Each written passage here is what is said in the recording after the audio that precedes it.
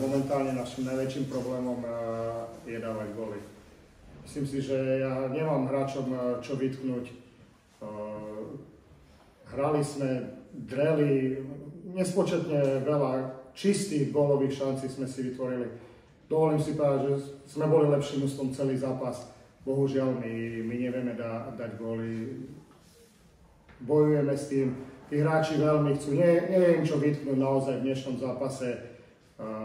My sme zhoreli a odchádzame na prázdno, hlavne preto, že proste momentálne nevieme dať gól a nie sme schopní dať viac ako 2 góly v zápase z toľkých množstva šancí vyložených, ktoré my si vytvoríme. Čiže úplne jednoduché, krátke hodnotenie z našej strany, nášho mužstva.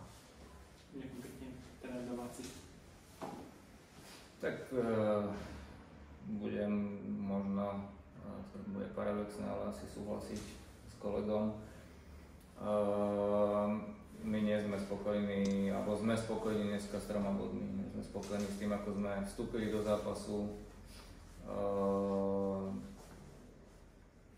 Tie góly nám trošku pomohli, že sme sa trošku pozviechali, alebo bolo tam viacej energie, ale chýbal nám pohyb a dnes sme boli maximálne efektívni. To asi rozhodol ten zápas a potom na konci tá bojovnosť, obetavosť chlapcov a opäť výkon brankára. Ďakujem pekne. Nejaký ďalší